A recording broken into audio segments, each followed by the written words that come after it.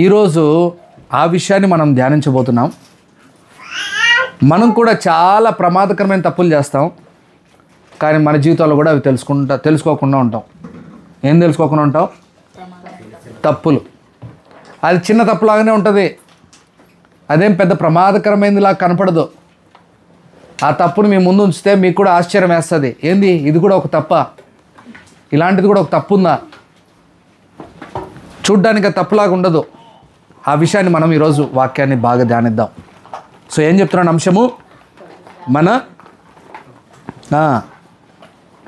యాకోబు చేసిన తప్పు, కనపడని తప్పు. ఈ మాట చెప్తున్నా, మీకు తెలియదేమో నాకు తెలిసి. కనపడని తప్పు, మళ్ళీ దానికి టైటిల్ కూడా ఇస్తున్నా. కనపడని తప్పు చాలా ప్రమాదకరమైన తప్పు. తనను తన కుటుంబాన్ని పతిలం చేసిన తప్పు. ఆదికాండము, నేను ఇక్కడి నుంచి ప్రారంభించాలని ఇష్టపడుతున్నా. ఆదికాండము 2వ అధ్యాయము 18లో ఉన్న మాటను చూద్దాం. మొదటిగా మరియు మంచిది కాదు,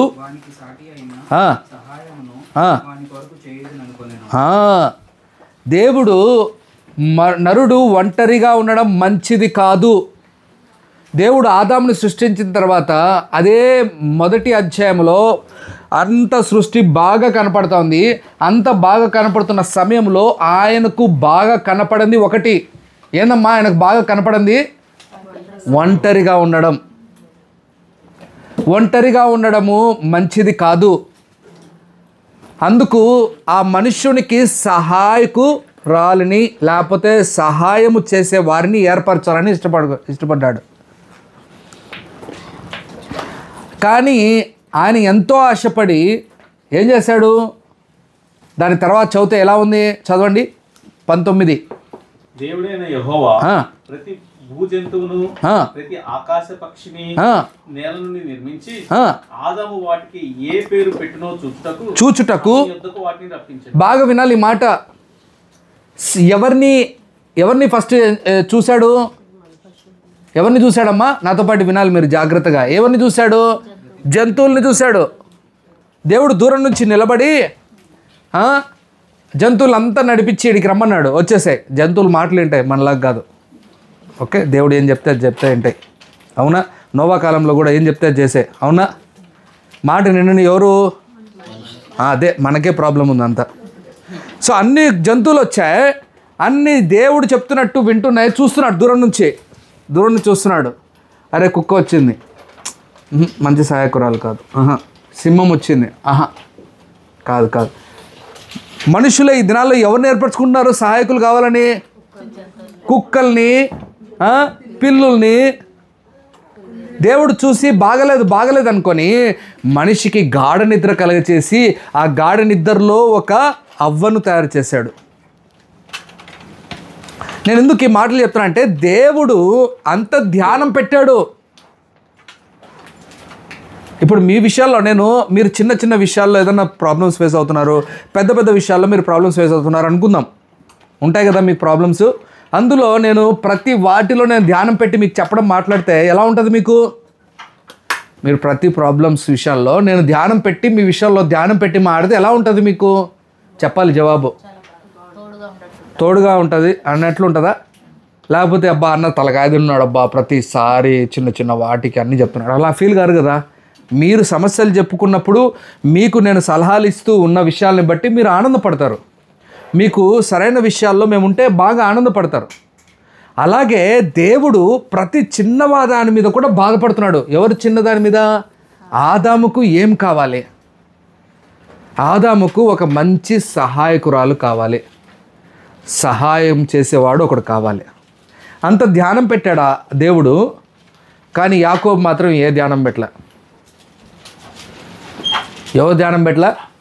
మరి యాకోబుకు దేవునికి ఏం సంబంధం అన్నా అంటే, అబ్రహాము ఒక పని చేశాడు. ఇప్పుడు చూడండి ఒక మాట, తాత ఒక పని చేశాడు. ఎవరు తాత?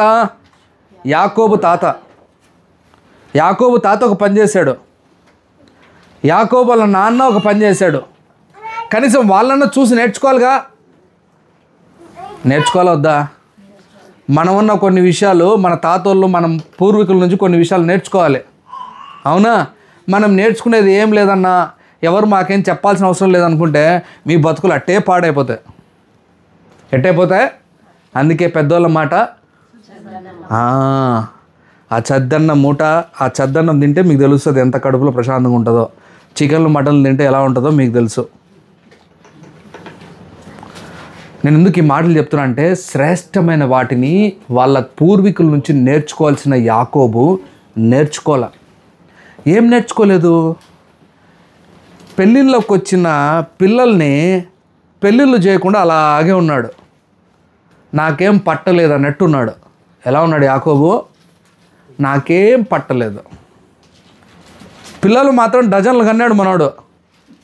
ఏమ్మా, ఒకరి తర్వాత ఒకరు హోల్ నైట్ అంతా వాళ్ళ పిల్లల గురించి మాట్లాడుకున్నాం మనం. మీకు బాగా గుర్తుందో లేదో? ఏం వెంకటేషు, పిల్లల గురించి మాట్లాడుకున్నాము, భార్యల గురించి మాట్లాడుకున్నాము, బోనస్ల మీద బోనస్లు, పిల్లల మీద పిల్లలు, పేర్లు ఎలా పెట్టుకుంటున్నారంటే తన్నుకొని పేర్లు పెట్టుకుంటున్నారు ఇద్దరు భార్యాభర్తలు. ఈ వాతావరణంలో పిల్లలు పుట్టారు కానీ పిల్లలకు పెళ్ళిళ్ళు చేయాలనే ధ్యానం మాత్రం మనోడికి పట్టల. పెద్దోళ్ళు అయిపోయారు, పిల్లలు చట్టంతోళ్ళు అయ్యారు. చట్టంతోళ్ళని చూసినప్పుడు ఎలా ఉండాలి మనోడికి? ఎలా ఉండాలండి? సాటైన సహాయమని తీసుకొని రావాలని ఆశ ఉండాలి.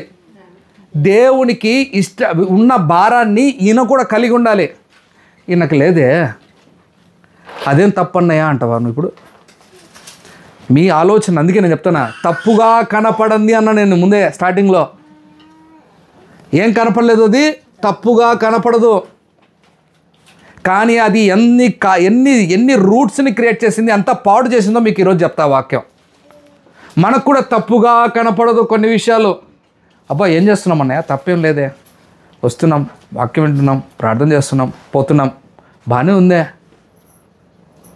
కనపడని తప్పును యాకోబు ఏమి చేశాడంటే, చూడండి అన్నమాట, మొదటి 3 విషయాల్లో మొదటి మాట చెప్తాను. ఫస్ట్ విషయము చూద్దాము. 34వ అధ్యాయము, ఆదికాండం 34వ అధ్యాయము మొదటి 4 వచనాలు చదువుదాం త్వరగా. యాకోబునకు కనిన కుమార్తె అయిన దీనా ఆ దేశపు కుమార్తెలను చూడవెళ్ళెను. ఆ దేశము లేని హివ్వీయుడైన హమోరు కుమారుడు షెకెము ఆమెను చూచి పట్టుకొని ఆమెతో శయనించి ఆమెను అవమానపరిచెను. అతని మనస్సు యాకోబు కుమార్తె అయిన దీనా మీదనే ఉండెను. అతడు ఆ చిన్నదాన్ని ప్రేమించి ఆమెతో ప్రీతిగా మాట్లాడి, ఈ చిన్నదాన్ని నాకు పెళ్లి చేయమని తన తండ్రి అయిన హమోరును అడిగింది. చాలు 4 వచనాలు చదువుదాం. ఇంకా ఎక్కువ చదివితే మనం డీప్లోకి వెళ్ళిపోవాలి. మనం చాలా విషయాలు ధ్యానం పెట్టాలి. ఎవరు ఆమె పేరేం పేరు? దీనా లేయాకు పుట్టిన ఒకే ఒక కూతురు. అంటే మొత్తం యాకోబుకంతా సంతానంలో ఎవరు? ఒకే ఒక కూతురు ఉంది. బాగా విన్నారన్నమాట. ఈ అమ్మాయికి ఏం చేయాలి? పెళ్ళి చాలా వద్దా? చెప్పండి అన్నమాట. మాకేం పట్టలేదన్నా, పెళ్లి చేసుకోండి, లేకపోతే లేదు, నాకేం యాకోబు కూతురుతో అని అనుకుంటున్నారు మీరు.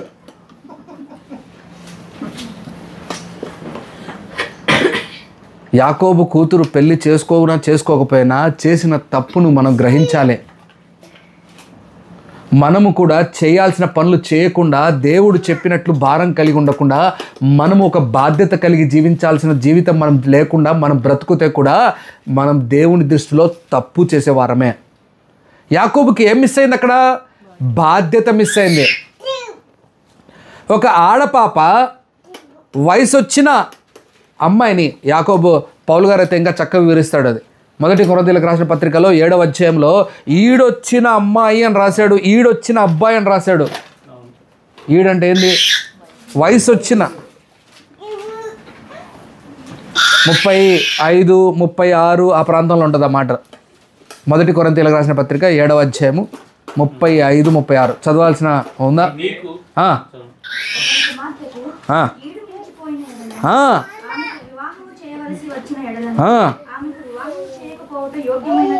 అబ్బో ఎంత మాట చెప్పాడమ్మా. ఈ తప్పులు మనకు కనపడవే, ఈ పాపాలు మనకు కనపడవే. పాపాలంటే మన ఉద్దేశంలో ఏంటి? తప్పులంటే మన ఉద్దేశంలో ఏంటి? ఉప్పులో కారం వేయడమో, లేకపోతే పప్పులో తప్పు వేయడమో, లేకపోతే చక్కెర వేయడమో ఇదేనా? నా మాటలు అర్థం చేసుకోవాలి మీరు. ఈరోజు ఈడొచ్చిన వారిని సరైన రీతిగా చేయట్లేదు. ఇప్పుడు ఈ దినాల్లో ఏందన్నా నువ్వు ఈ వాక్యం నాకు చెప్తున్నావు, మేమంతా పెళ్ళైన వాళ్ళమన్నా అనుకొని మీరు వాక్యాలు ఉన్నారేమో. కాదు, ఉంది మీకు. మీ దగ్గరికే వస్తా నేను. ఆ ఈడేంటి, మీతో సంబంధం ఏంటి, నేను అన్నీ ఆడికే వస్తా. మీకుంది సంబంధం వాక్యం. పెళ్ళి అయిపోయిన వాళ్ళమన్నా మాకు 2 పిల్లలు ఉన్నారు, మేము పిల్లలు పెట్టుకున్నా ఉన్నాం, మాకెందుకన్నా ఈ విషయాలు చెప్తా, అన్నీ చెప్తా. చెయ్యాల్సిన బాధ్యత చెయ్యకుండా ఏం చేశాడు ఆ అమ్మాయి? ఏం చేసింది? ఎదురుగా నగరంలో ఉన్న నగరానికి లోపలికి వెళ్ళింది. ఆ నగరంలోకి వెళ్ళి ఎలా వెళ్ళిందో నాకు తెలీదు. ఏదో తిక్కల పాపలాగా పోయిందో, లేకపోతే ఎగురుకుంటూ పోయిందో నాకు తెలియదు. 2 జల్లు వేసుకుంటూ ఎగిరిపోయిందో నాకు తెలియదు. కానీ అక్కడ ఉన్న ఒక రాజు చూసి ఏమైపోయాడు? మనసు పారేసుకొని ఆమెను పాడు చేశాడు. నేను చెప్పడం ఏంటంటే, మన వాడు చేయాల్సిన సరైన పనిని చేయకుండా అది నిర్లక్ష్యం చేసి దేని కారణాన్ని బట్టి దాన్ని వదిలేశాడో ఆ కారణం బట్టి ఆ కుటుంబంలో పెద్ద సమస్య వచ్చింది. దేనా జీవితాన్ని పాడు చేశాడు. నా మొదటి క్వశ్చన్ ఏంటంటే, ముందుగానే అమ్మాయికి వీడొచ్చినప్పుడే పెళ్లి చేసినట్టు ఎలా ఉండిండు? క్లియర్గా చెప్పేశారు మీరు. ప్రాబ్లం రాకుండా పోయిండు. మనవాడు ఏం చేశాడో అవన్నీ మీకు ముందు చెప్తా. ఈ మొదటి మాటలోనే ఎన్ని విషయాలు చెప్తానో చూడండి. నాకు దేవుడు ఇచ్చిన ఈ మాటలంతా తెలబోసుకుంటూ చూడండి. ఆ మాట మొదటిగా మనం చేస్తున్న చాలా పొరపాటైన విషయము. ప్రసంగి 3వ అధ్యాయము త్వరగా విందాం, చాలా జాగ్రత్త విందాం ఈరోజు వాక్యం. 3వ అధ్యాయము 1వ వచనం చదువుదాం.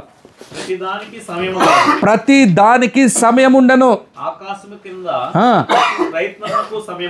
సమయము కలదు, పుట్టుటకు చచ్చుటకును, నాటుటకు నాటబడిన దాన్ని పెరికివేయుటకు. చాలు, 8వ వచనంకి చదువుదామా? చాలు మనం, ఎందుకంటే అవన్నీ విషయాలు చాలా ఎక్కువ ఉన్నాయి. ప్రేమించుటకు ద్వేషించుటకు అన్నిటికీ సమయము కలదు.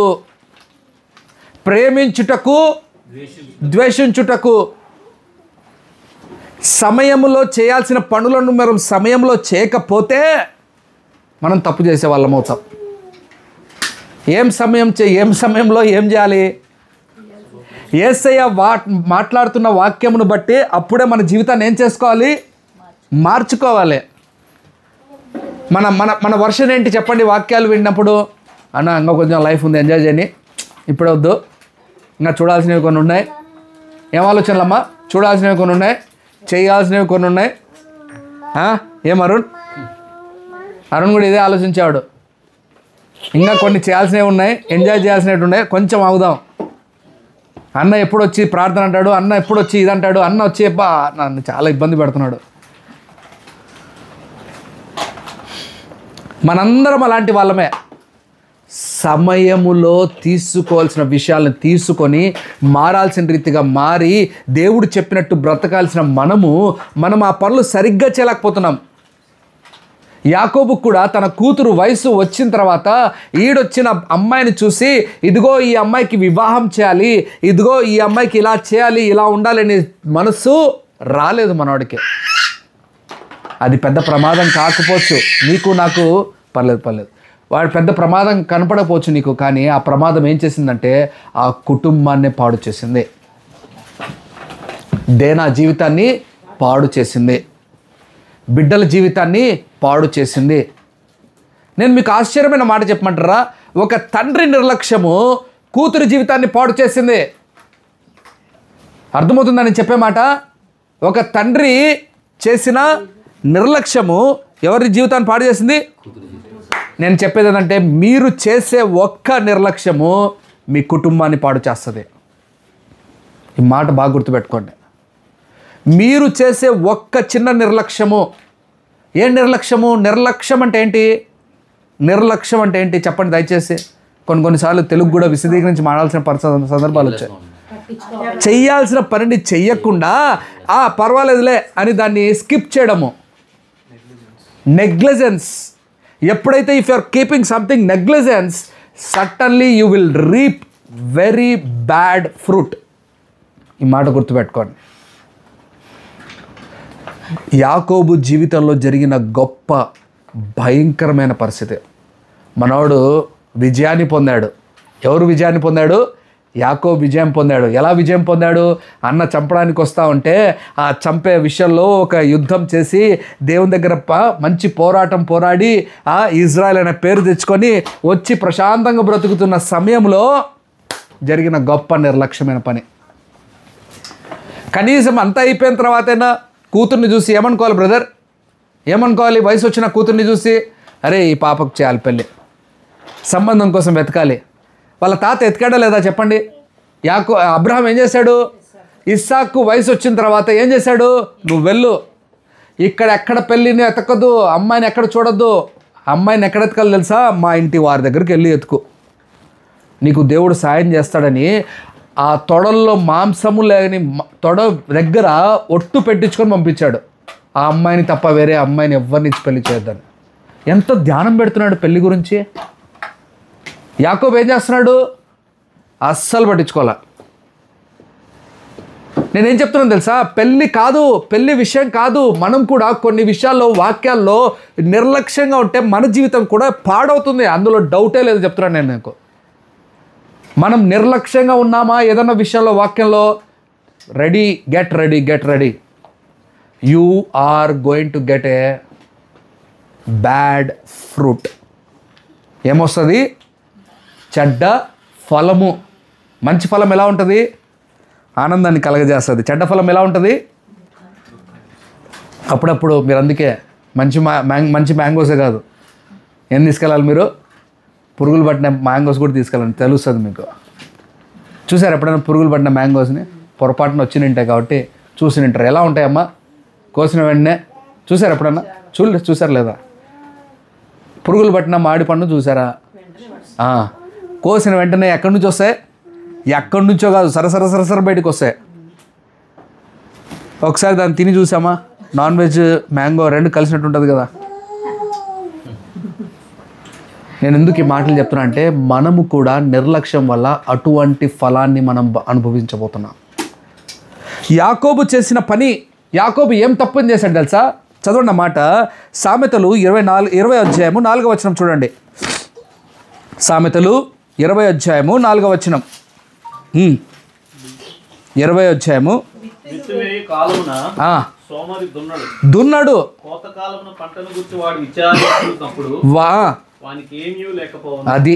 అది జరుగుతూ ఉంది ఇక్కడ. యాకోబు చేయాల్సిన పని ఏంటి? చదవండి మాట, అక్కడున్న మాట. విత్తువేయు కాలమున దున్నడు అంటాడు. ఎప్పుడైతే బీజాలు వేయాలో ఆ మధ్యలో ఏం చేయాలవాడు? దున్నాలి. అవునా? సో విత్తాలి అంటే ఇప్పుడు ఆ పని చేయాల్సిన పనిని చేయలేకపోతే వాడు ఏం చేస్తాడు? ఆ కింద ఉంది అక్కడ కోతక, అది ఏముండదు వాడికి. దున్నాల్సినప్పుడు దున్నకుండా, చేయాల్సినప్పుడు చేయకుండా మనం అన్నీ పొందాలంటే ఎక్కడి నుంచి పొందుతాం? ఇప్పుడు స్పెషల్ కేటగిరీ క్రైస్తవులు వచ్చేసారు. ఎవరు తెలుసా?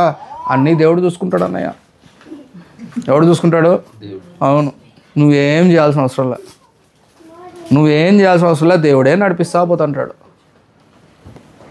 ఇంకా ఏదన్నా పొరపాటు ఏందనుకో జీవితంలో, ఏం చేస్తామన్నయ్య, దేవుడు ఇచ్చాడు అన్నయ్య. దేవుడు అదే పని నిన్ను సమస్యల్లో నెట్టేస్తాడయ్యా? చెప్పండి. మీరు దేవుని పేరు వాడుకొని అలా చేస్తున్నారు. మీరు నిజం చెప్తున్నా. ఇంకొక ఆమంటది, నేను ఓపిక్గా దేవుడు చెప్పినంతసేపు నేను వాక్యం వింటూనే ఉన్నాను అన్నయ్య, చాలాసేపు ప్రయాసపడ్డాను, సైలెంట్గా ఉన్నా. ఇంకా లాస్ట్కి నా చేత కాలేదు. నాకు అనిపించింది ఎలాగైతే యేసయ్య ఆ మందిరంలో సొలకాలు తీసుకున్నాడో నేను కూడా సొలకాలు తీసుకుంటేనే పని వింటారని చెప్పి నా భర్తను కొట్టేశాను. అప్పుడు కంట్రోల్లోకి వచ్చాడంట. ఈ వాక్యాన్ని ఎలా తీసుకునింది చూసా? వాక్యాన్ని ఎలా తీసుకునిందో. వీళ్ళ టాలెంట్ మామూలుగా ఉండదు. వాక్యంలో అన్నీ తెలుసు వీళ్ళకు. ఎక్కడ తీసుకుపోయింది? మందిరంలో ఉన్న దాన్ని తీసుకెళ్ళి భర్తతో సొలకాలు తీసుకొని భర్తను కొట్టిన తర్వాత కంట్రోల్ అయిందంట. కొంతసేపు కంట్రోల్లో ఉండిందంట. వీళ్ళు చెప్పడం ఎలా ఉంటుంది? వీళ్ళ మాటలు కూడా ఆశ్చర్యం కలిగేస్తుంది మనలో. అబ్బో కరెక్టేమో, ఏం చేస్తామన్నయ్య, దేవుడు ఎలా నడిపిస్తే అలాగా. ఈ మాటలు విని నేను ఎన్నోసార్లు షాక్ అయిపోయా. నేను అనుకునేవాడిని ఎంత భక్తిపరులో వీళ్ళు దేవుని మాట వినరు, దేవుడు వీళ్ళ మాట విన్నాడు. కానీ మధ్యలో మాత్రం ఆ గ్యాప్ని ఎలా ఫిల్ చేశారు? ఈ మాటలతో నింపుకున్నారు. అలాగే మన యాకోబు కూడా పీడొచ్చిన అమ్మాయిని పెళ్లి చేయకుండా ఏమాత్రం పట్టించుకోకుండా నిర్లక్ష్యంగా ఉంటే ఆ పాప జీవితం ఏమైపోయింది? పాడైపోయింది. దానికి కారణం ఎవరు? తండ్రి. మనం కూడా చాలా వాటికి కారణమవుతున్నాం. ఎందుకు తెలుసా? ఎందుకంటే మనం నిర్లక్ష్యం, లేజీ మ్యాన్గా ఉన్నాం. అక్కడ ఆ మాట అన్నాడు, సోమరి. ఎతకడం ఎందుకు? ఏం తమ్ముడు, ఎతకడం ఎందుకు? పట్టుకోవడం ఎందుకు? పెళ్లి చేయడం ఎందుకు? ఈ తలకాయ నొప్పిలకు అర్థమవుతుందా నీకు? పెద్దోడు అయిన తర్వాత భార్య ఎతకాలంటే ఏం మామూలు విషయం అనుకున్నారు? మన సోమరిపోతుతనాన్ని మనం చేయాల్సిన శ్రద్ధమైన పనులలో చేయకుండా నిర్లక్ష్యం చూపిస్తే పాడైపోతుంది మన జీవితం. వివాహము ఎవరినంటే వాళ్ళని ఇచ్చి అంటగడితే ఏమవుతుంది బ్రదర్? చెప్పండి బ్రదర్, మీరేం చెప్పట్లే. ఎవరినంటే వాళ్ళని పెళ్లి చేసుకుంటే ఏమవుతుంది? మనము బైబిల్లో ఒక మాట ఉంటుంది, విశ్వాసికి అవిశ్వాసి. ఒక చెప్పు ఒక బూట్ వేసుకొని ఒకసారి నడవండి, ఎలా ఉంటుందో. బ్యాలెన్సింగ్ రాదు. అలాంటి పరిస్థితుల్లో అందరు ఏం చేస్తున్నారు తెలుసా? కాంప్రమైజ్ అయిపోయి చెప్పిప్పేస్తున్నారు. పోతే రెండు పోనీ అన్న ప్రశాంతంగా అడుగుతాం మేము. మాకు ఈ బతికే వద్దు, మాకు ఈ విశ్వాసం వద్దు, మాకు అవిశ్వాసం కూడా వద్దు. నేను ఎందుకు ఈ మాటలు చెప్తున్నా అంటే అర్థం చేసుకోవాలి. మనము నిర్లక్ష్యమైన సోమరితనము చూపిస్తే మనకు రావాల్సిన పంట సమయంలో దొరకాల్సింది ఏమీ దొరకదు. కానీ మనం ఎక్స్పెక్ట్ చేస్తూ ఉంటాం. అదే మనకున్న పెద్ద ప్రాబ్లం. అదే మొదటి మాటలో జరిగిన పెద్ద ప్రమాదం ఏంటో తెలుసా? పెద్ద ప్రమాదం చదవండి ఆ మాట. ఆదికాండము 34వ అధ్యాయము చదవండి ఆ మాట. 34వ అధ్యాయము 30-31 చదవండి. అప్పుడు యాకోబు చూచి మీరు నన్ను బాధపెట్టి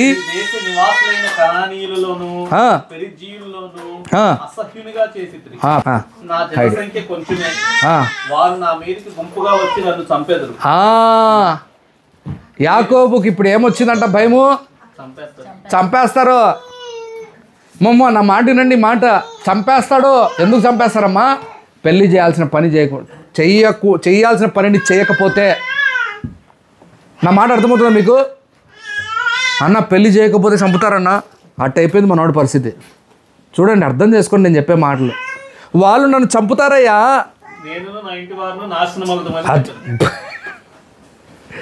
చేయాల్సిన పనిని సరిగ్గా చేసినంటే, నేను అదే అంటాను, చేయాల్సిన జీవితాన్ని సరిగ్గా జీవించినంటే, ఉండాల్సిన జీవితం సరిగ్గా జీవించినంటే, పెళ్లి చేయకపోవడం కూడా పాపం అన్నా అంటే అదే. చూడండి మరి పాపం అంటే, బాగా వినండి మాట, నిర్వచనము. పాపం అంటే ఏదో చేస్తేనే పాపం అనుకోకండి.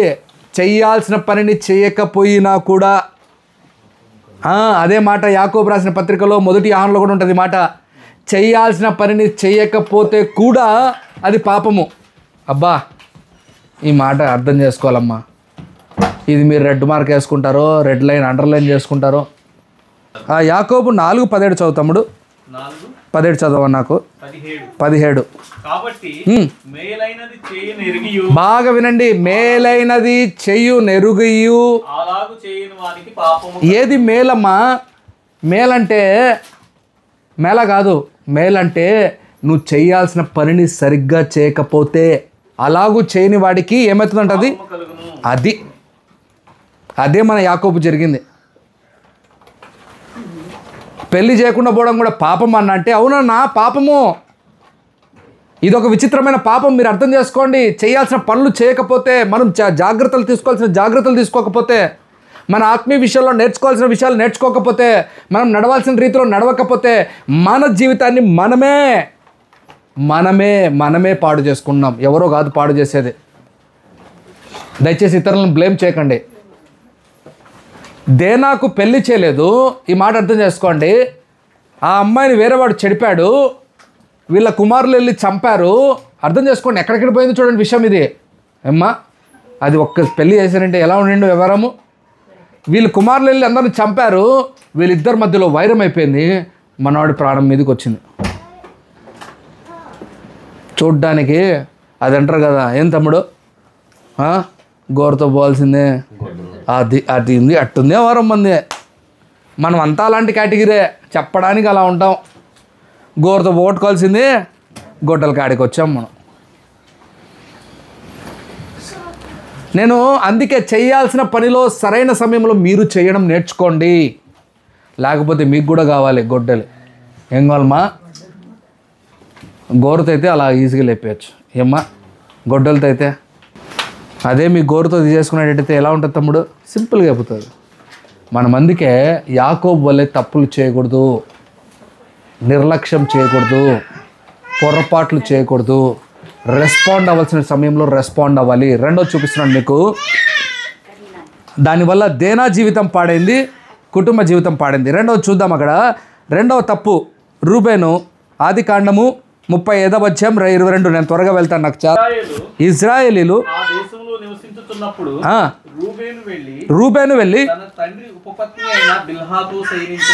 అబ్బా, మనోడు ఇంకొక తప్పు ఇది, కూతురికి పెళ్లి చేయకపోయా. రెండవ తప్పు ఏంటి? రూబేను, బాగా వినండి మాట, రూబేను అందరికంటే పెద్దోడు, అవునమ్మా. అంత పెద్దోడిని చూసి, చెట్టంత వాడిని చూసి పెళ్లి చేయాలా వద్దా?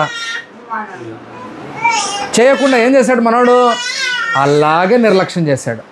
కూతురికి పెళ్లి చేయకపోయా. 34వ అధ్యాయంలో 35వ వచనంలో కొడుకును కూడా అట్టే ఉంచినాడు. ఏమి ఆలోచన మనవాడికి, ఏం పట్టిందో యాకోబుకు, ఈ బ్రెయిన్లో ఏం పడిందో మనకు తెలియదు. మనవాడు ఏమన్నా భార్యలను బట్టి ఫ్రస్ట్రేట్ అయ్యాడో పాపం. ఏం చేస్తాం మనవాడు ప్రయాసపడి అంత దూరం బాగా వినండి మాట, అంత దూరం పడి ప్రయాసపడిపోయాడు. ఒక అమ్మాయిని ప్రేమించాడు పాపం. ఆ అమ్మాయి కోసం పని చేస్తా ఉంటే వాళ్ళ మామ గోలీ మారనేసి రాత్రికి ప్లేట్ మార్చేసినాడు. ఆ దినాల్లో లైట్ లేకుండా కరెక్ట్ సరిపోయింది యాకోబుకు పాపం. కళ్ళు తెరిచి చూస్తే బూజు కళ్ళు ఉన్న అమ్మాయి ఎదురుగా, లేహా చచ్చిపోయినాడు. మళ్ళా సమస్య వచ్చింది.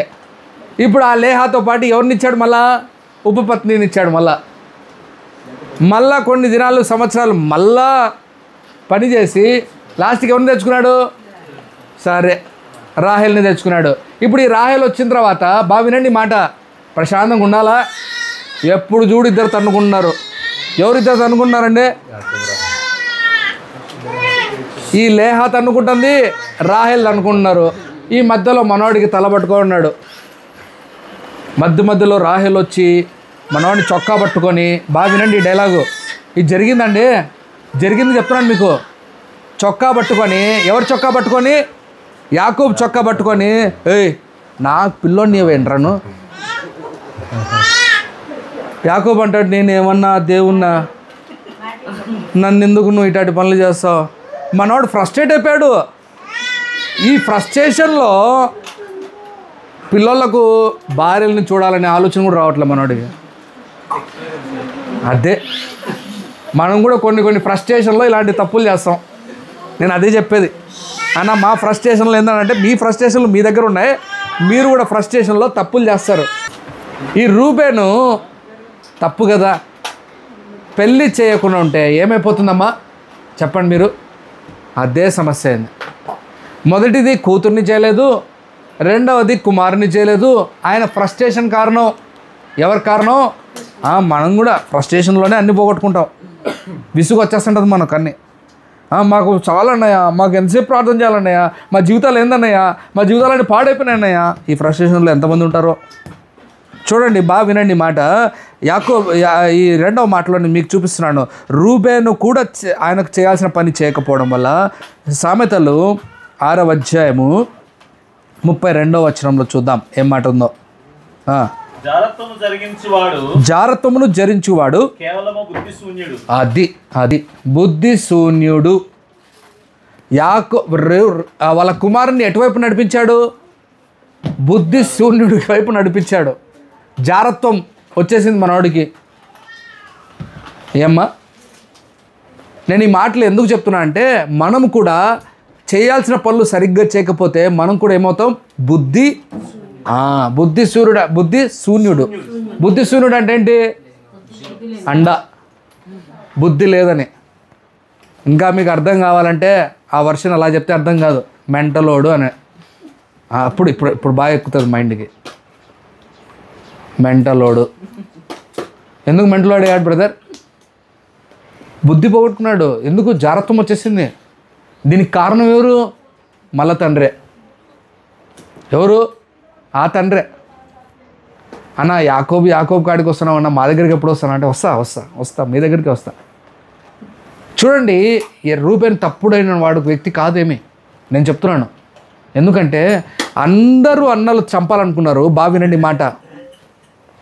అందరూ అన్నలు చంపాలనుకున్నారు. ఎవరిని? జోసెఫ్ని. ఒకే ఒక వ్యక్తి వదిలేయాలనుకున్నాడు, చేయకూడదు అనుకున్నాడు, బతికించాలండి, కాపాడాలనుకున్నాడు. చదవన్న మాట. ఎంత ఆలోచన కలిగినాడో రూబేను.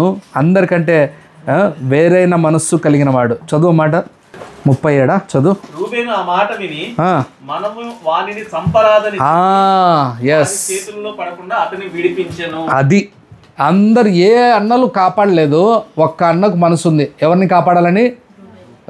జోసెఫ్ని కాపాడాలని. రూబేన్కి ఒక్కనికి ఉంది మనసు. అలాంటి మంచి మనసు కలిగిన వాడిని ఏం చేశాడు మన యాకోబు? జారత్వం కలిగేటట్టు చేశాడు. మనము కూడా చేయాల్సిన పనులు సరిగ్గిన రీతిగా చేయకపోతే మన పిల్లలకు ఇలాంటి పరిస్థితులను తీసుకొని వస్తాం, మన బ్రతుకుల్ని కూడా పాడు చేసుకుంటాం. ఇంకా మీకు అర్థం కావాలని ఒక మాట చెప్తాను. మీకు ఇంకా ఈ శ్రేష్టమైన మాట వల్ల ఇంకా బాగా అర్థమవుతుంది. చదవండి మాట. ప్రసంగి 10వ అధ్యాయము 18 చదువుదాం. సోమరితనము చేత ఇంటి కప్పు దిగబడిపోవును. సోమరి దాని ద్వారా ఏమవుతుంది? దిగబడిపోవు. చేతుల బద్ధకము చేత ఇల్లు కురియును. అది బాగా అర్థం కావాలి. సోమరి తనము చేత ఇల్లు కప్పు ఏమవుతుందంట? ఇల్లు కప్పు దిగిపోవడం అంటే ఏంటి చెప్పండి? మనం కన్స్ట్రక్షన్ వైజ్ మాట్లాడుతున్నాం. బేస్మెంట్ కంటే కింద అంటే మన ఇల్లు దరిద్రం అయిపోతుంది, పాడైపోతుంది అని అర్థం. మన ఇల్లు అంటే ఏందనుకున్నారు? మీరు కొన్న స్థలం కాదు, మీరు కొన్న ఇల్లు కాదు. మనం ఇంకొక ఇల్లు వేసుకుందాం లేనా అనే ఆలోచనలు ఉన్నామేమో. మీ కుటుంబం గురించి మాడుతున్నా, నీ భార్య గురించి, నీ భర్త గురించి, మీ ఇంట్లో ఉన్న పిల్లల గురించి, మీ అమ్మ నాన్న గురించి మాడుతున్నా. వాళ్ళ బ్రతుకులు ఏమవుతాయంట? పాడైపోతాయి. సోమరిపోతుతనం వల్ల. ఎవరికి సోమరిపోతుతనం ఉంటుంది చెప్పు? నా క్వశ్చన్ మిమ్మల్ని అడుగుతున్నా. సోమరిపోతుతనం ఎవరికి ఉంటుంది? చేయాల్సిన పనిని చేయలేక బద్ధకం వచ్చి దూరం ఎందుకులే, ఏదో దగ్గర పోతాంలే, వాక్యం ఎందుకులే. నా ఉద్దేశం, నాకు అప్పుడప్పుడు ఆలోచన వస్తుంది, మరి నేను ఏమైనా తప్పుగా ఆలోచిస్తున్నానేమో. నేను తప్పు కూడా ఆలోచిస్తాను కదా. పరలోకం ఇక్కడ నుంచి చాలా దూరం ఉందే, మరి పోదామా వద్దా? నరకం కిందే ఉందంట.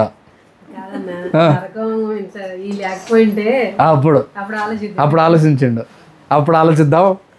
చెప్పినట్టు కరెక్టే చెల్లి.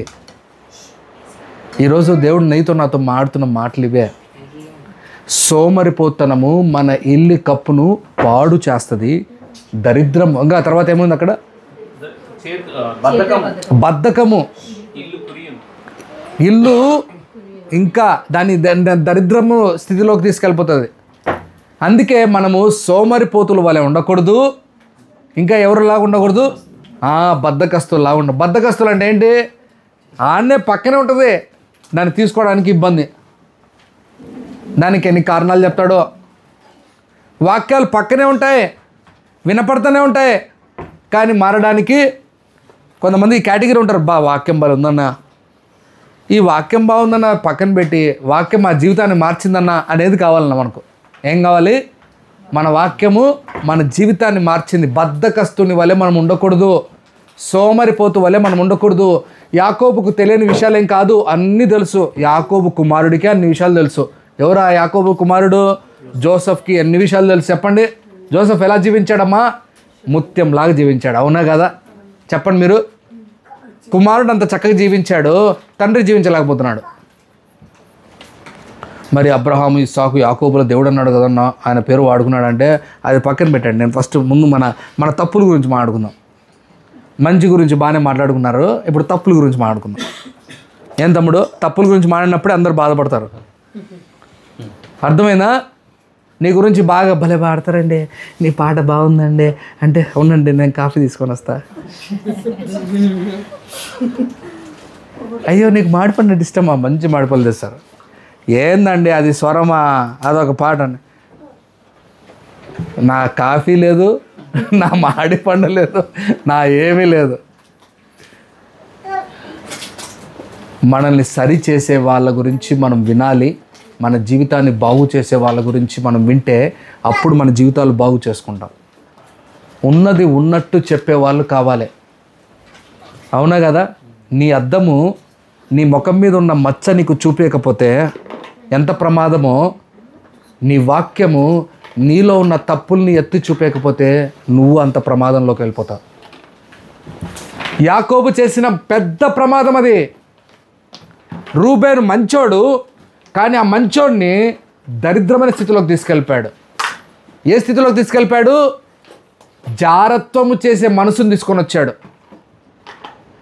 మనమే దానికి కారణము, యాకోబే దానికి కారణము. మళ్ళీ తర్వాత చివరిగా ఒక మాట నీకు అక్కడ రెండో మాటలో చూపించి నేను ముందుకు వెళ్తాను. చూడండి దానివల్ల ఏం జరిగిందో తెలుసా? మొదటి దినవృత్తాంతాలు 5వ అధ్యాయం 1వ వచనంలో దానివల్ల రూబేను కోల్పోయినది ఏందో చూడండి. దినవృత్తాంతాలు 5వ అధ్యాయం 1వ వచనం.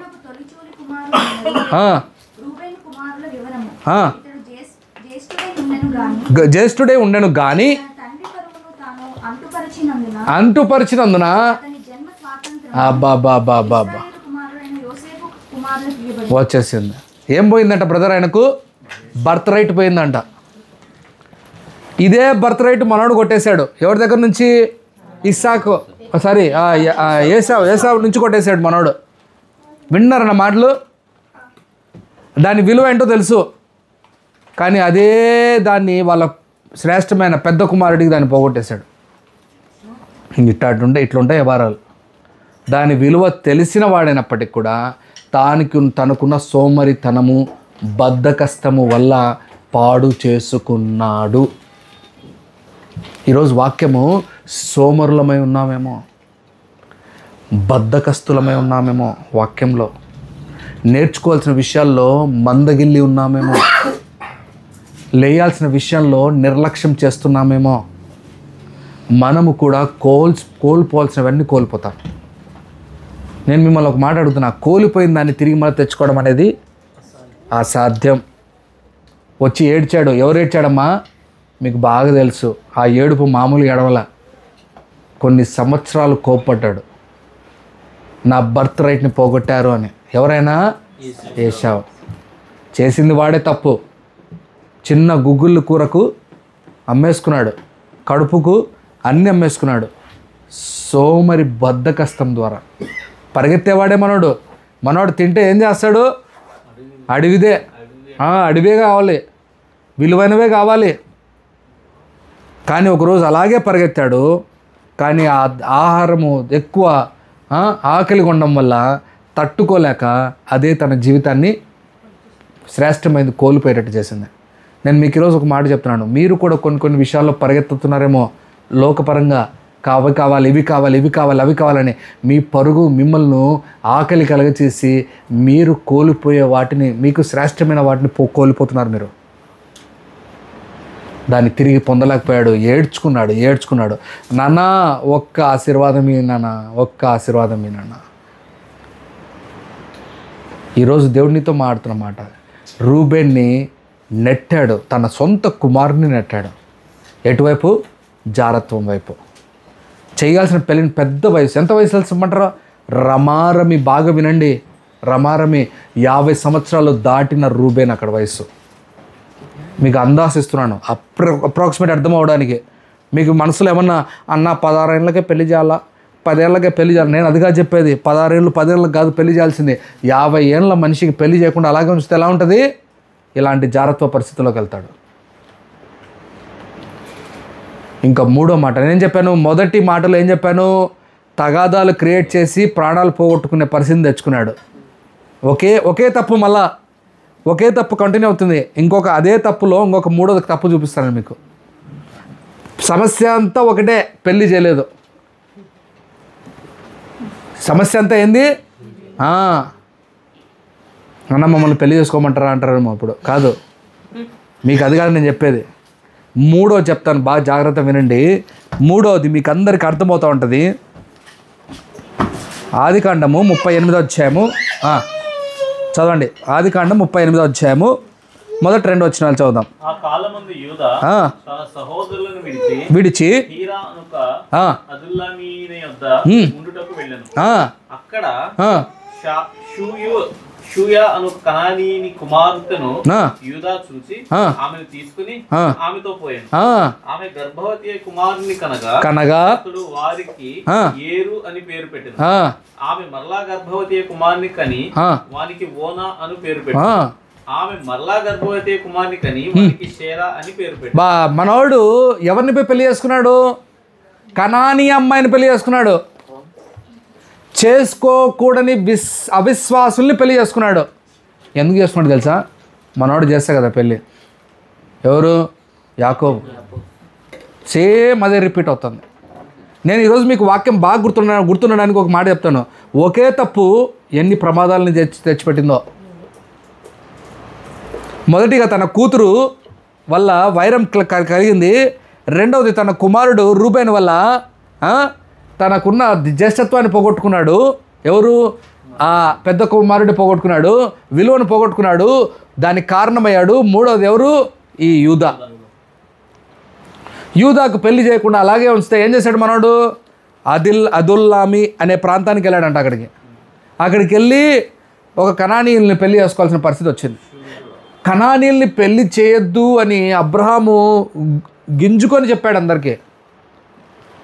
కనానీయులు అంటే ఎవరు? అవిశ్వాసులు, దేవుని యెహోవాను ఎరగని వారు, దేవుణ్ణి దేవుడిగా అంగీకరించని వారు. వాళ్ళకి ఇచ్చి పెళ్లి చేస్తే ఏమవుతుంది? అన్ని తేడా కొడుతుంది, అన్ని సమస్యలు అవుతాయి, విగ్రహారాధన మధ్యలోకి వచ్చేస్తుంది. మళ్ళా మన సొలొమోను కూడా అదే కదా చేసిన తప్పు. ఏమన్నాడు మన సొలొమోను?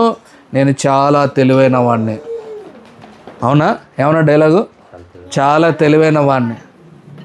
700 మంది పత్నులు, 300 మంది. బాబా ఎంత తక్కువ రానైనా ఇంటికి నేను మెయింటైన్ చేస్తా. ఏమనుకున్నాడు? అదే రాజుకి ఏమని ఆజ్ఞించాడు తెలుసా దేవుడు? లేవికాండంలో రాజుకు ఒకే భార్య ఉండాలి. రాజుకి ఎంతమంది ఉండాలి భార్యలు? ఒక్కతే ఉండాలి భార్య. రాజుకే ఒక్క భార్య ఉంటే ఇంకా మిగతా వాళ్ళకు అందరికి ఒకటే. అంత రూల్ పెడితే దేవుడు మనోడు ఏం చేశాడు? ఒకటి పక్కన ఎన్ని సున్నాలు పెట్టాడు తమ్ముడు?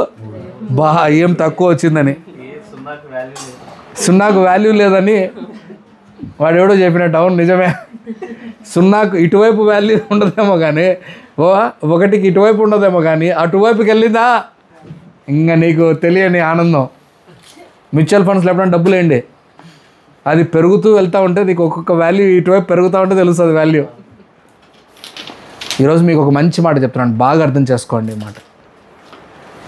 మనము చేయాల్సిన పనిని చేయకుండా ఆ యూదా ఎవరినైతే పెళ్లి చేసుకున్నాడో తన కుటుంబాన్ని అంతా పాడు చేసుకున్నాడు. ఏమైంది తెలుసా? కుమారుడు పుట్టాడు, ఆ కుమారుడికి పెళ్లి చేశారు. ఆమె ఏమైపోయింది? ఆమె వచ్చింది, ఈ కుమారుడు చచ్చిపోయాడు. దరిద్రమైన బుద్ధిందుడికి యెహోవా దృష్టికి, ఆ చదువు మాట, ఆ మాట ఉంటుంది అక్కడ, యెహోవా దృష్టికి వాడు చెడుతనము కలిగెను. ఈ మాట చదవండి. అది ఎంత చెడ్డవాడు నాకు తెలియదు బ్రదర్. నీ చెడ్డతనము నీ చెడ్డతనం చూసి దేవుడు చంపట్లా. బాగా అర్థం చేసుకోండి ఈ మాట. నీ చెడ్డతనం చూసి దేవుడు చంపట్లేదు, వాని చెడ్డతనం చూసి స్పాట్లో లేపేశాడు. ఈ మాట అర్థమవుతుంది నేను చెప్పేది? అమ్మ మనలో కూడా చెడ్డతనం ఉందా లేదా? మేము పరిశుద్ధులం అంటారా? పరిశుద్ధులా మీరు? తప్పు చేసే వాళ్ళే కదా మీరు, అవునా కదా? ఆలోచిస్తున్నారు అన్న ఏం చెప్పాలి ఇప్పుడు ఈ మధ్యలో? అవును అన్న కొంచెం ఆలోచనే. తప్పు చేసే వాళ్ళమే మనము, అందులో డౌటే లేదు. అది నేనైనా నువ్వైనా. we are the people who does mistakes, wrong things. మన చెడ్డతనము దేవునికి కోపం తెప్పిలేదు, స్పాట్లో మనల్ని లేపేలేదు. కానీ ఆ మనిషి ఏం చేశాడో తెలియదు, కానీ స్పాట్లో లేపేశాడు. చాలు, స్పాట్లో లేపేశాడంటే ఎంత చెడ్డ ప్రధాన ఏం చేశాడు మనకు తెలియదు బ్రదర్. నేను ఇప్పుడు అది వివరించడానికి లేను. ఎప్పుడన్నా సమయం దేవుడు ఇస్తే చెప్తాను, దాని గురించి మాట్లాడుకుందాం. ఆ చెడ్డతనం ఎక్కడి నుంచి వచ్చిందో తెలుసా? తన తల్లి కాడి నుంచి వచ్చింది. ఆ చెడ్డతనం ఎక్కడి నుంచి వచ్చింది? ఎవరు ఆ తల్లి? అది జీవితమే పాడైపోతుంది. చెయ్యాల్సిన చాలామంది పెద్ద విశ్వాసులు ఇక్కడ. నేను రక్షణ నేను వాస్తవం చెప్తున్నాను మీ ముందు, బాగా వినండి మాట. ఈ మాట మీకు అర్థం కావాలని చెప్తున్నాను, కానీ వేరే ఉద్దేశంతో కాదు. నేను రక్షణ పొందక ముందు కూడా నేను లోక సంబంధమైన ప్రేమల్లో ఊగినవాడిని. రక్షణ పొందక ముందు, రక్షణ పొందిన తర్వాత ఏ రోజైతే యేసుప్రభుని రక్షకునిగా అంగీకరించానో ఆ రోజే నేను దానికి ఫుల్ స్టాప్ పెట్టాను. అది పెట్టడానికి ఎంత సమస్య నాకు తెలుసు, మీకు తెలుసో తెలియదు, నాకు తెలియదు. అంటే ప్రేమించే అమ్మాయికి నా ఫోన్ వస్తే నేను ఇంక మాట్లాడను, దేవుడు ఎవరు చెప్తే వాళ్ళని పెళ్లి చేసుకుంటాను అని ఫోన్ కట్ చేసి ఫోన్ పెట్టేశా. ఫోన్ ఎత్తలేదు నేను. చాలామంది ఏం వేషాలు వేస్తారు, ఎవరైతే ఏముందిలే, ఎవరినైనా పెళ్ళి చేసుకోవాలి కదా అమ్మాయిని, ఏం చేస్తారు వీళ్ళు? అలాగే కంటిన్యూ. తర్వాత ఇదొకటి. అవును, ఏం చేస్తారంట? తర్వాత మార్చుకుంటారంట. మార్చుకుంటారో మారిపోతారో అదంతా యెహోవా ఈరే. జాగ్రత్త తీసుకోవాలి. మనకిష్టం వచ్చింది చేస్తున్నారు దినాల్లో. చర్చిలకు వెళ్తారు, ప్రార్థనలు చేస్తారు, ఏడుస్తారు, ఉపవాసాలు ఉంటారు. దేనికి తెలుసా? అది అది అది అది అది సమస్య అంతా అది. ఎన్ని దినాలు ఉపవాసం? 7 దినాలు. 7 దినాలు అంటే నేను కళ్ళు తిరిగిపోతాయి నాకు. ఓరు నాయన ఎంత కష్టం రా ఇల్లని. వీళ్ళకి 7 దినాలు ఎందుకు ఉపవాసం ఉన్నారు తెలుసా? ప్రేమించిన వారినే పెళ్లి చేసుకోవాలని. చాలామందికి నవ్వులాట అయిపోయింది. దేవుని విషయంలో శ్రద్ధ కలిగి ఏమి చేయాలో అదే చేయాలి మనం. ఇప్పుడు మనం ఏం చేయలేం. పెళ్ళి అయిపోయిన తర్వాత అన్నీ అయిపోయినా ఇప్పుడు దాని గురించి ఆలోచించాలన్న ఉద్దేశం కాదు. ఇప్పుడైనా మన సహవాసము విశ్వాసులతో ఉండాలి. ఇప్పుడైనా మన ఆలోచన విశ్వాసులతో నడవాలి. ఎప్పుడైతే నువ్వు అవిశ్వాసులతో నడవడం మొదలు పెడతావో, ఎప్పుడైతే నీ అవిశ్వాసులతో కూర్చొని నువ్వు ఇష్టం వచ్చినట్టు చేస్తావో, నేను చెప్తున్నాను బాగా మాట గుర్తుపెట్టుకోండి, నువ్వు వారిని మార్చడం కాదు, నువ్వు ఈజీగా మారిపోతావు. ఈజీగా మారిపోతావు. నువ్వు వాళ్ళ సహవాసానికి ఒక అడుగు దూరం ఉండడం మంచిది. మీకు తెలియకుండానే మీరు తప్పులు చేసేస్తారు. ఏం జరిగింది ఇక్కడ? వాళ్ళ కుమారుడు తెలియకుండానే తప్పు చేశాడు. దేవునికి దృష్టికి తప్పు కనపడింది. వెంటనే రాత్రికి లేపడేశాడు. ఎంత కోపం వచ్చింటుంది దేవునికి. అది పక్కన పెట్టండి, మళ్ళా కుమారుని ఇచ్చి పెళ్లి చేశాడు. మళ్ళీ వాడదే చేశాడు తప్పు. ఏమన్నా బ్రదర్, దీనికి అంత కారణం రూట్ కాజ్ ఎవరు? మళ్ళా యాకోబు కాడికే పోవాలి. ఏమొచ్చినా అడిగా. కానాని అమ్మాయిని కంటే మామూలుగా అమ్మాయిని ఇచ్చి పెళ్లి చేసినట్టు ఏమైంది తమ్ముడు? మనవాడికేమో వయసు ముదిరిపోయా, ఇంక వెళ్ళిపోయాడు, పెళ్లి చేసుకున్నాడు. చూడండి ఆయన పరిస్థితి ఎలా ఉందో. యూదా పరిస్థితిని మీ ముందు ఉంచుతున్నాను మీకు అర్థం కావాలని. చూడండి ఆ మాట, ఆదికాండము 24వ అధ్యాయము 3-4. అబ్రహాం ఎంత శ్రద్ధ కలిగి ఉన్నాడో చూడండి పెళ్లి విషయంలో.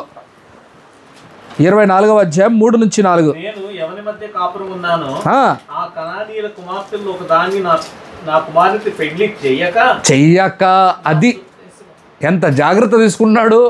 కనానీ అమ్మాయిలతో మా కుమారుడికి పెళ్లి. ఎవరు ఆయన కుమారుడు? ఇస్సాకు. చెయ్యక తర్వాత నా స్వదేశమందున్న నా బంధువుల యొద్దకు వెళ్ళి ఇస్సాకును నా కుమారునికి భార్యను తెచ్చినట్లు ఆకాశము యొక్క దేవుడు భూమి యొక్క దేవుడినైన యెహోవా తోడని నేను ఎంత సీరియస్ తీసుకున్నాడు అది మ్యాటర్. మనం చాలా విషయాలు మ్యాటర్ సీరియస్ తీసుకోమే. నిజం చెప్తున్నా, విశ్వాసులు అందరూ అన్ని మ్యాటర్లను ఎలా తీసుకుంటారో క్యాజువల్గా తీసుకుంటారు. నేను చెప్తున్నాను బ్రదర్, మీరు ఏ విషయాల్ని క్యాజువల్గా తీసుకున్నారో ఆ విషయాల్లో మీకు నాకు దెబ్బలు పడతాయి. గుర్తుపెట్టుకోండి, నేను చెప్తున్నా, ఆ విషయాల్లో నీకు నాకు దెబ్బలు పడతాయి. దెబ్బలు పడిన తర్వాత అబ్బా అంటే ప్రయోజనం లేదు.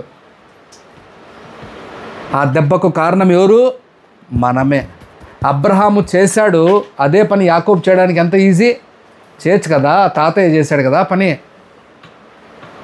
మనోడు చేయలేకపోయాడు ఆ పని. మీకు ఇంకా ఆశ్చర్యమైన మాట చెప్పమంటారా?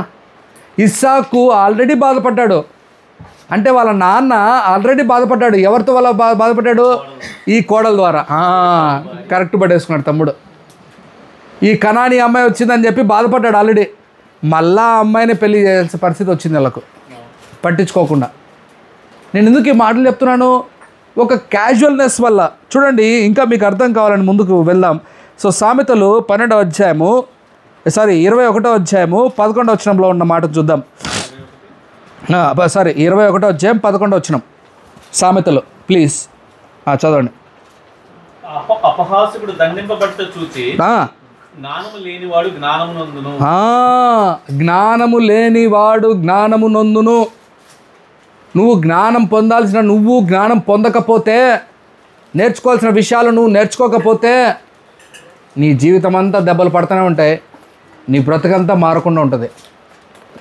నేను యాకోబులో ఈ కోణం నేను ఎప్పుడు చూడలేదు. నేను అమాంతంగా ఈ వారంలో నేను వెళ్తున్నప్పుడు నాకు ఒక అమాంతంగా ఒక ఆలోచన వచ్చింది. యాకోబు వాళ్ళ పిల్లల పెళ్ళిళ్ళే చేయకుండా వదిలిపెట్టేశాడే అని ఆలోచన వచ్చినప్పుడు నాకు అప్పుడు ఆలోచన వచ్చింది తెలుసా? దానివల్ల ఎన్నెన్ని తప్పులు జరిగాయి. ఒక జ్ఞానవంతుడు ఏం చేస్తాడంట? ఒక మాట చెప్తే దాన్ని ఆలకించి కరెక్ట్గా దాన్ని తూచా చెప్పక కరెక్ట్ చేస్తాడు. మరి నువ్వు జ్ఞానవంతుడివా జ్ఞానవంతుడి కాదా? నువ్వే డిసైడ్గా. మనకి ఎవరు కావాలి? మన ఊర్లో ఒక మాట అంటారు, మీకు అన్ని సామెతల్లోనే అర్థం కావాలని చెప్తాను. మనిషికి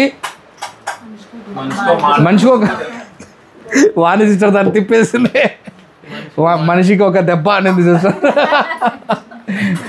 మళ్ళీ తర్వాత కాదు మనిషికి ఒక మాట. నిజమే చెప్పింది సిస్టర్, కరెక్ట్. అది ఉల్టా నిజమే. మనము దెబ్బకే కరెక్ట్ వింటాం కానీ మీరు ఎనుము దగ్గరికి వెళ్ళి, నేను నిజంగా ఒకరోజు ఆశ్చర్యపోయాను. నేను ఇంత ముందుకు పల్లెటూరులో అక్కడ పాలు తీసుకొని వచ్చేవాడిని. ఆ ప్రాంతానికి వెళ్ళాను. ఆ యజమానుడు తలుపు తీసేంత వరకు, మీరు నమ్ముతారు నమ్మరో, ఆ ఎనుము ఆవు అక్కడే నిలబడి అలాగే చూస్తూ ఉంది.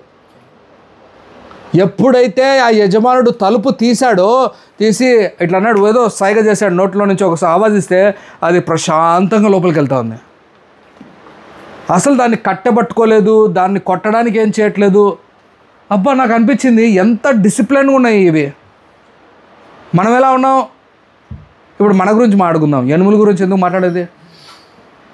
అమ్మా, ఈ వాక్యం విన్నావే, నువ్వు ఇలా మారాలి, ఇలా జీవించాలి అంటే వద్దన్నయ్య, ఇప్పుడు వద్దు. బయటికి మాత్రం మారుతామన్నయ్య, బయటికి మాత్రం బాగుంటారు, బయటికి మాత్రం సీరియస్గా ఉంటారు, బయటికి మాత్రం ఓకే అంటారు, లోపల మాత్రం చెప్పాలి, నిజం చెప్పాలి. అలాంటి వల్ల మనం జ్ఞానం కలిగిన వారం కాకుండా పోతున్నాం. మీకు ఒక మంచి మాట చెప్తున్నాను, బాగా వినండి. దావీదు దగ్గర ఉన్నది ఏంటో తెలుసా? శ్రేష్టమైంది జ్ఞానం. దావీదు ఎవడి దగ్గర ఎలా ఉండాలో కరెక్ట్గా ఉండేవాడు. వినండి మాట. ఫిలిస్తీన్లు వస్తే వాళ్ళ దగ్గర ఎలా బిహేవ్ చేయాలో తెలుసు మనవాడికి. అంటే ఊసర వల్ల ఇలా మారలేదు. మళ్ళీ మీరు అదొకటి ఆలోచించకండి. రంగులు మారుతున్నాడు కాదు, జ్ఞానం కలిగి నడవడం. మళ్ళీ తర్వాత అందుకే పౌలు గారు ఇదే అంటాడు, రోమీల మధ్యలో రోమీల వలె, యూదుల మధ్యలో యూదుల వలె. రంగులు మారుస్తూ ఊసర వలె కాదు, అది కాదు. కానీ వాస్తవం ఏంటంటే జ్ఞానం కలిగి ఉండడం నేర్చుకోవాలి. మనకుంటే కదా అది. విశ్వాసుల దగ్గర ఒకే రకం. విశ్వాసులు చూసి మనల్ని ఏమనుకుంటారు చెప్పండి మీరు? ఈడొక పిశాచి అనుకుంటాడు మనల్ని చూసి. బయట అన్యులు చూసి ఏమనుకుంటారు మనల్ని? మనకు చెడ్డ పేరు, మన దేవునికి. ఎక్కడ నువ్వు మంచి పేరు తెచ్చిపెడతావు దేవునికి? నా ప్రశ్న అదే మిమ్మల్ని. మనము మన క్రియలు ఏం చేయాలి? యోసెఫు ఎక్కడో తీసుకెళ్ళిపోయాడు. ఆ టైంలో బైబిల్ లేదు, ఏం లేదు. బాగా వినండి మాట. యోసేపు చేతిలో బైబిల్ లేదు. కానీ యోసేపు చేస్తున్న పని ఏం చేసిందంట? యజమానుడికి శ్రేష్టమైన వాటిని అందించింది. ఆ యోసేపును చూసి ఆ ఇల్లు ఆశీర్వదింపబడిందని తెలిసి ఏం చేశాడు? ఆ యోసేపును మేనేజర్ని చేశారు అక్కడ. నేను మిమ్మల్ని అడుగుతున్నా, మీ క్రియలు అలా ఉన్నాయా? మీరంత జ్ఞానం కలిగి ఉంటున్నారా? ఎవరు చెప్పాల్సిన అవసరం లేదు. బైబిల్ని మీరు స్ట్రిక్ట్గా ఫాలో అవుతే, సీరియస్గా ఫాలో అవుతే, అబ్రహాంకి ఎవరు పాస్టర్ లేడు. బాగా వినండి, అబ్రహాంకి ఎవరు గైడెన్స్ ఇవ్వాల. కానీ అబ్రహాం ఎలా జీవించాడు? ఎలా దేవుడు చెప్తే అలా జీవించాడు. మీరు నమ్ముతారో నమ్మరో, ఆయన జీవించిన విధానం చూసి దేవుడే ఇష్టపడి మాట్లాడేవాడు. ఎంత మంచి మాట ఈ మాట, అర్థమవుతుందా? ఆయన జీవించే విధానం చూసి దేవుడే ఇష్టపడి మాట్లాడేవాడు. మన జీవితం ఎలా ఉంది బ్రదర్? అంత జ్ఞానం ఉందా మనకు? ఈరోజు దేవుడు నీతో నాతో మాట్లాడుతున్న మాటలు. చివరిగా ఈ యాకోబు యూదా విషయంలో చేసిన తప్పు చూడండి. చదవండి ఆ మాట. 38వ అధ్యాయము 26వ వచనం చదువుదాం. యూదా వాటిని గుర్తుపట్టి, నేను నా కుమారుడైన షేలాను ఇయ్యలేదు గనక ఆమె నాకంటే నీతిమంతురాలని చెప్పి అది నీతిమంతుల్లో మనోడు వెనకబడిపోయాడు. యూదా ఏమైపోయాడు? నీతిమంతుల్లో వెనకబడిపోయాడు. మనం కూడా మనం సరిగ్గా ఉండకపోతే నీతిమంతుల్లో మనం ఏమైపోతాము? వెనకబడిపోతాం. బ్యాక్ బెంచర్స్, కరెక్టే. బ్యాక్ స్లైడర్స్ అనాలి. ఇంకా స్లైడర్స్, బ్లాక్ స్లైడర్స్. ఎప్పుడైనా మీరు మంచు పర్వతాల మధ్యలోకి వెళ్తే పైకి నడుస్తున్నప్పుడు వెనకలు పడుతూ ఉంటారు చూడండి. మన జీవితాల్లో ఆత్మీయంగా ఎదగడానికి ఏముండదు, ఎప్పుడు వెనకలు పడుతూనే ఉంటాం. ఆశీర్వాదాలు మాత్రం ఎలా రావాలి? తన్నుకొని రావాలి. ఎలా రావాలమ్మా చెప్పండి మీరు? వద్దొద్దన్నా కూడా నిండి రావాలా? పట్టజాలనంత ప్రభా ఆకాశ వాక్యాలను విప్పువాడా. ప్రార్థన మాత్రం భలే చేస్తారే. నీతి మాత్రం ఆడిపోతుంది. మనం నీతిమంతుల్ని కంపేర్ చేసుకుంటే ఇక్కడ మన నీతి ఎలా ఉందో మనల్ని తెలుసుకోవాలి మనం. ఈరోజు నీతో మాట్లాడుతున్న దేవుడు ఒకటే మాట అన్నాడు. మొదటిది దీనా విషయంలో ఏం జరిగింది? పెద్ద కలహాలు పుట్టి ప్రాణానికి ముప్పు వచ్చింది. రెండవది ఏం చెప్పారు మీకు? రూబేను తనకున్న ఒక్క అధికారము జ్యేష్ఠత్వాన్ని పోగొట్టుకున్నాడు. మూడవది నీతిమంతుని లెక్కలో వెనకబడ్డాడు యూదా. ఇవన్నీ మాటలు ఎందుకు చెప్పాను తెలుసా? చేయాల్సిన పనిని చేయలేకపోవడం వల్ల. అది ఏ పని? అది పెద్ద పాపంలా కనపడదు కంటికి. యాకోబు పెద్ద పాపం చేసినట్టు ఎక్కడ కనపడలేదు బైబిల్లో. వినండి, తన తల్లి వెళ్ళు నాయనా, ఏశావు స్థానంలో నువ్వు వెళ్ళు నానా, నువ్వు ఆశీర్వదింపబడాలని చెప్తే కూడా వద్దమ్మా, నాకొద్దు ఆశీర్వాదం అన్నాడు. అలాంటి వ్యక్తి ఎంత పొరపాటు చేశాడు చూడండి. నేను ఎందుకు ఈ మాట ఈరోజు వాక్యంలో మీకు చెప్తున్నాను తెలుసా? మనకు కూడా కనపడని పొరపాట్లు చాలా ఉంటాయి. బ్రదర్ సిస్టర్, మిమ్మల్ని చాలా డ్రాగ్ చేస్తాయి, మిమ్మల్ని పాడు చేస్తాయి, మీ జీవితాలని దరిద్రతలోనికి తీసుకెళ్తాయి. నాకు తెలీదు ఏ స్టేజ్లోకి తీసుకెళ్తుందో, కానీ యాకోబు జీవితం అంతా ఆ స్టేజ్లోకి తీసుకెళ్ళే. మేబీ నేను ఈరోజు ఒక్క కోణమే తీసుకున్నా, ఒక్క విషయమే తీసుకున్నా.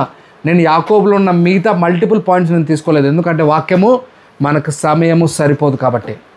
నేను చెప్పిన అంశంలో చివరిగా ఒక మాట చెప్పి నేను ముగిచేస్తున్నా. ఈ వాక్యం అంతా దానికి తీసుకొని కట్టాలని ఆలోచిస్తున్నాను.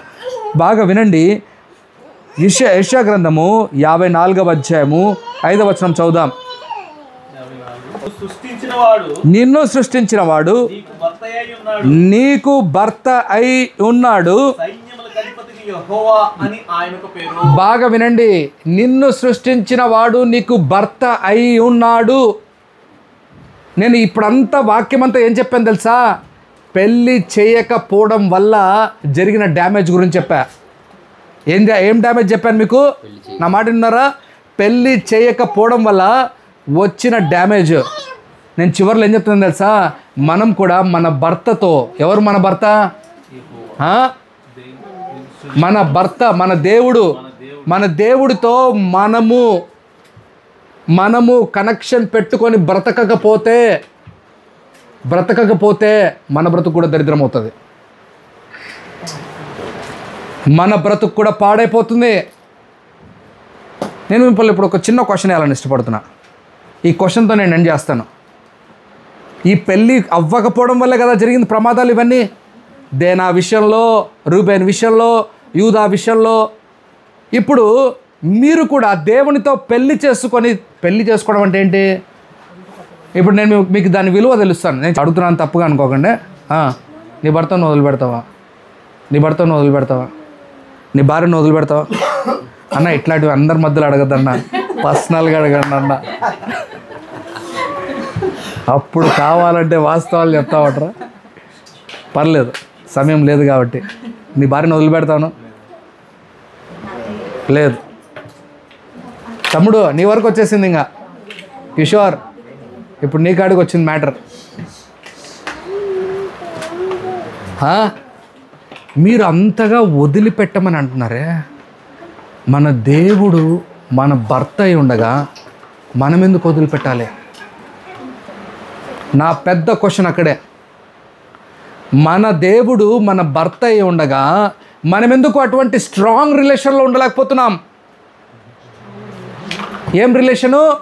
Strong relation. నువ్వు ఎన్ని కారణాలు బట్టి నీ భర్తను వదిలిపెట్టవు. నువ్వు ఏమైనా కానీ నాకు అతనే కావాలి, నేను ఆయనతోనే ఉంటాను, నా బ్రతుకది అంతే. ఒక కమిట్మెంట్, ఒక ఇంటర్నల్ కనెక్టెడ్ థింగ్. ఆ కనెక్షన్ని ఎవ్వరు ఏమన్నా కూడా నీకు చెడుపుకోవడానికి ఇష్టపడవు. అలాగే నీ దేవునితో అంతకంటే ఇంకా నువ్వు స్ట్రాంగ్ బాండ్లో కావాలి. ఆయనతో మనం సంబంధం కలిగి ఉందాం. రండి ప్రార్థన చేద్దాం.